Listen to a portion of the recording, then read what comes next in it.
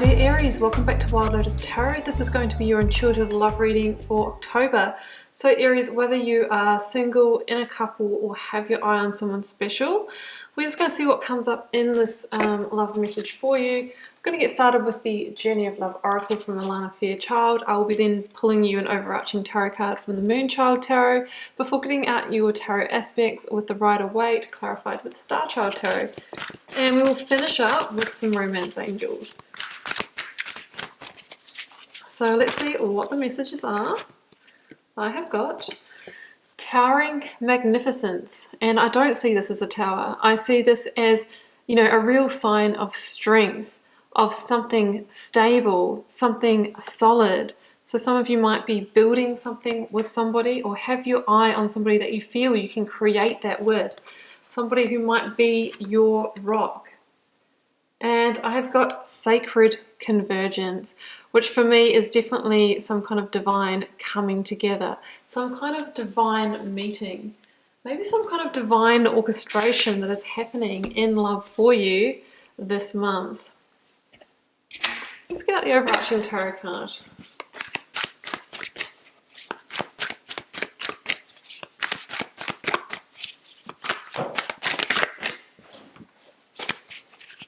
Tarot card for Aries. That one. The Ten of Swords. So some of you may be ending something, ending a situation in your life so that you can come together with somebody who is more aligned for you. You know, this can be, you know, it can be a painful ending actually, I must say it. You know, it can be a betrayal. You know, it can link to that kind of energy of deception and that sort of thing. Now, the ending doesn't necessarily have to be in love or with your relationship. You might be going through an ending in another area of your life that is going to have some kind of impact on your relationships as well. So let's see what the other aspects say, Aries, on what is shaping up here. I mean, no one likes to see the Ten of Swords. However, what we have to keep in mind is that this card talks about removing what is not in alignment, you know, for your life, so that you can make space for something far greater than what you had in the first place. So let's give these a shuffle until the first card falls or flips, and I will then be choosing the tarot aspects. This one. The Page of Swords I have in the current position. Going for the blocks, obstacles and challenges, I have the Six of Cups. How the other person is feeling, I have got the Seven of Cups. Advice from Spirit or Tarot, I have the Ace of Wands. And in the outcome position, I have got the King of Cups. And it's interesting because I do have the Tower at the bottom of the Rider-Waite, guys. So, you know what I was saying about the towering magnificence, you know, not wanting to read it as the Tower too early. It is possible that some of you, you know, have journeyed a tower maybe that started off strong but has had its time. It's opening up so that beautiful, passionate opportunity of the Ace of Wands can come in for you. So let's go for the clarifier. Yeah, Page of Swords. I've got the Nine of Swords there. Clarifying the Six of Cups. I have the Three of Swords. Starts to become more clear now. Clarifying the Seven of Cups. I have the Seven of Pentacles, double number sevens. Clarifying the Ace of Wands. I have the Five of Swords. We have a lot of swords energy going on here, guys. Clarifying the King of Cups. I have the Page of Cups. And I'm going to grab one more card for that final outcome.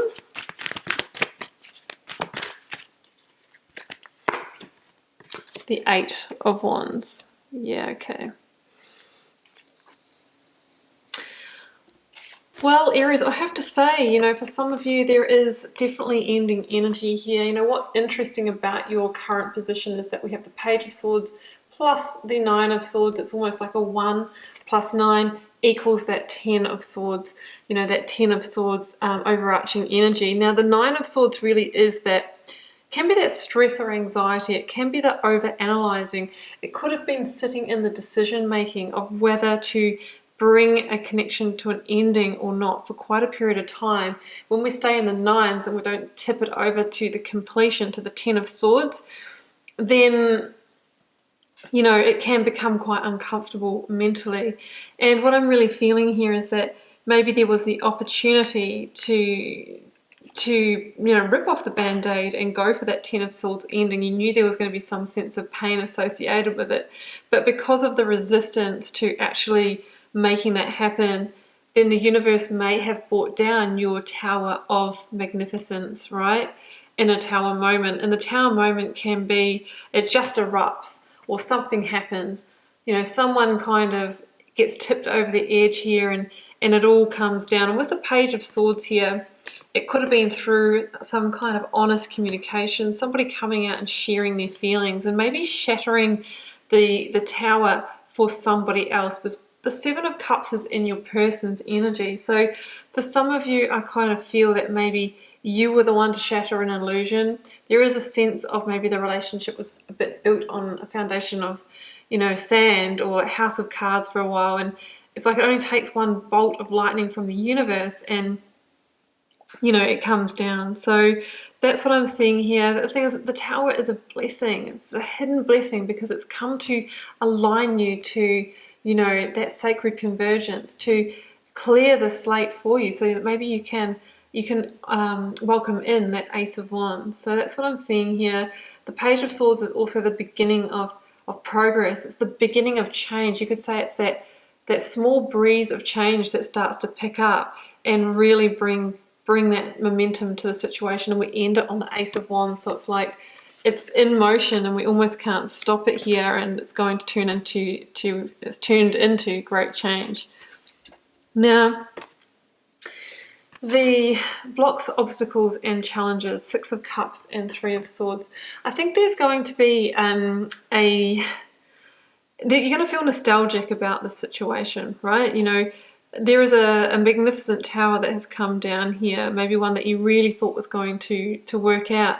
But here we have the Three of Swords after that Ten of Swords ending. So it shows you kind of lamenting the loss here, sitting in the hurt and really feeling that heartbreak, maybe grieving, feeling the sorrow and the loss and the grieving for that situation. And the Six of Cups for me is really the reminiscing, the nostalgia of the good times, you know, back when it was just all innocent and fun and joyful. This could have been quite a long-term connection for some of you, one that, you know, first love, or, you know, you got together quite young and you really sort of grew together. And there is sadness around losing that kind of connection is what I'm seeing. But I feel like, you know, maybe over time it's changed, you've grown apart, and it was really time for, you know, the tower to fall. You know, not because of any big negative situation I'm feeling, maybe just because it was time. Now, how does your person feel? Well, I've got the Seven of Cups and I've got the Seven of Pentacles. It's interesting. I mean, the Seven of Pentacles kind of shows that somebody's not really happy for maybe the time, effort and energy that they've put into the connection. So maybe they were trying to save it more than you, and you were the one that kind of wanted the moving on, is what I'm feeling here. Now, the Seven of Cups is that energy of illusion, you know, really wanting to buy into the fantasy of this. No, it's going to work and all of that. But there's a sense of what you guys were trying to build together, that Tower of Magnificence, is maybe that, you know, maybe you didn't complete the building of the tower, you know, and the Seven of Cups can kind of talk about the hollow promises, the expectations that weren't met, you know, that it looked better on the outside than really on the inside, that maybe it lacked some depth and some connection. What you were trying to build and attain in this relationship was always at an arm's length, and it got to the point where your person was like, well, it's just not delivering, you know, I'm really trying to make it work. I'm really investing time, effort and energy, and not getting it back. It's a bit of a one-sidedness to this, I must say. Now, in the advice from Spirit or Tarot, yeah, the Five of Swords is that real energy of fighting a losing battle. I have to say, sorry guys, you know, all the swords energy, and I'm just reading the energy of the cards here, and it's pretty obvious because we have a lot of similar energy here. It is the card of conflict, internal or external, But really, the message here is time to put down the swords, because there's not really an amicable resolution here. You know, so it's time to back away before things get heated, before things get nasty, because this is a foreshadowing. Spirit or Tarot is saying there will be new passionate offers for you. And I do feel that it's in another direction here. Yeah, I mean, the Ace of Wands generally is a new connection that is very chemical, it's passionate, it's lusty, and it's aligned with you, really lights you up. It's on purpose. And it is, you know, saying that in the near future, these kind of opportunities and love and passion can come in for you, but it's almost like we need to complete the situation that we're in. Now, in the outcome energy here, I've got the King of Cups, which is generally Scorpio. I've got the Page of Cups, and I've got the Eight of Wands. This could be your person and a child, just saying. They don't have to be water signs, but they could be. Page of Cups can often be a child. So that's one interpretation of these two cards. And with the Eight of Wands here, there could be a moving away from a partner and a child, or some kind of relocation because of this breakdown of this relationship that I'm seeing. That is for some of you here. Now, the Page of Cups can also mean that there will be a synchronistic offer. That Ace of Wands is going to come in synchronistically, and to expect the unexpected and keep your heart open.